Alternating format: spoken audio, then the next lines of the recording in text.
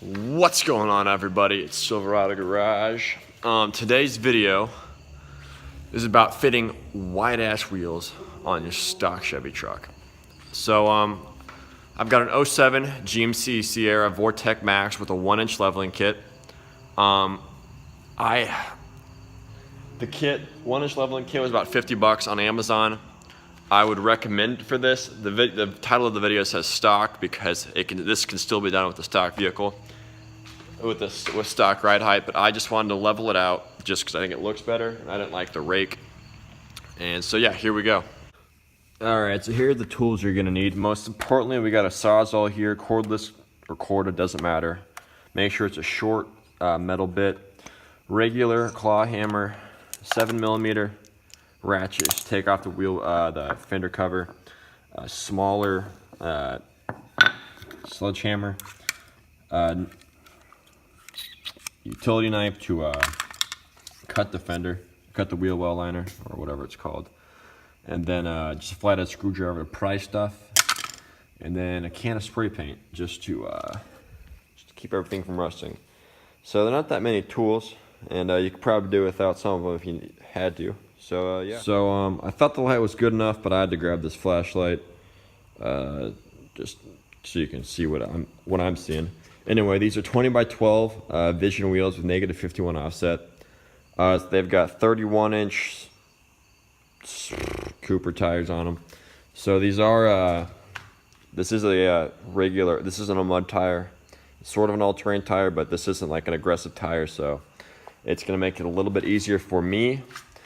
As you can see here, I already cut away a little bit of the fender, a little bit of the plastic on the inner wheel well. I have not done this side. I have done the other side, however. As you can see, I have cut the inside there. You can't really tell that it's cut, which is good. I probably shouldn't have taken so much of the plastic out. I probably should have just, that line that goes diagonal up, I probably should have just cut it there, but I didn't know. I can just get another set of these at Copart, or not Copart, but you pull it. And then I took a little bit of a slice out from here, just because it barely hit, or it didn't barely, it did hit that. And then it also hits on the inside right there where the light is. So I'm just gonna pull that back with a few zip ties. I wanted to do this over here just to do it before I showed you guys how I did it, just so it didn't look like a complete idiot. So this truck is almost stock ride height with hella stance. The tire sticks out about 1.5 to 2 inches from the fender. So yeah, the first step is to cut this plastic here up just a little bit. I think that's all I'm gonna cut it for now. I am gonna have to cut it more like this eventually, but our first step is gonna be to make, let me go back a few steps here. So, gotta get a Sawzall with a metal blade on it. This is about 329 at Ace. And make sure you get the short ones because it's just easier and they don't bend as easy. You can do it with a hacksaw and a grinder wheel, but that's just gonna take a lot longer. This is fast, you don't have to, sparks flying everywhere. And it's just gonna be a lot easier. So the first cut is going to be right here vertically. And I'm gonna do that right now. So I made the first cut there. Now I'm gonna take a hammer and bend this back just a little bit so I can start cutting behind this little lip here. All right, now I got this bent back a little bit. So there's another body line back here. I'm just gonna follow that with the Sawzall and just take this little chunk here out. I got this little piece cut out here. There will be more trimming. This is just the first piece take out to open everything up just a little bit. All right, yes. Next you're gonna wanna take out a triangular chunk.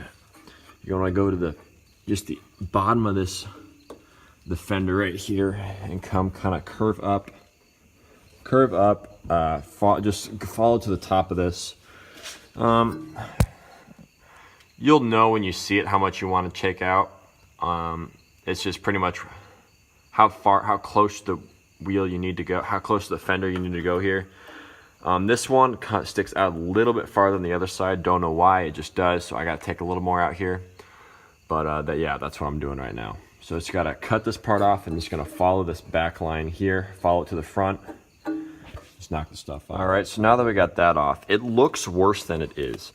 What you're gonna do here is you're gonna make a slice here and hit this and a slice here and bend this back up with a hammer just to contain everything here, make it look like it's supposed to be there. Obviously it's not supposed to be like that, but it's just gonna help with the look. All right, so my phone died, so I just did a little bit of work while I was charging. As you can see back here, it's cut and is bent. This is not a good camera angle. That's better. All right, you can see it's cut and it's bent back. It looks worse than it is. I'm gonna spray some paint on this and just to keep it from rusting, and then I'm going to buy a new wheel well cover because I didn't realize I didn't have to cut it. So that was pretty dumb on my part, but now you guys know you don't have to cut it, just pull it back. Just take it off, take out these bolts, and just pull it back, and then cut it out, and then you can just zip tie, drill a hole in it, and just zip tie it back as far as you can. And then on the front, now you can see it's been rubbing a little bit. I'm just gonna just whoosh with the Sawzall. Then besides that, it's hitting here a little bit. So, but I'm just not gonna do anything about that for now. It just barely hits. So I'm not gonna worry about it. So that's pretty much the gist of it, guys.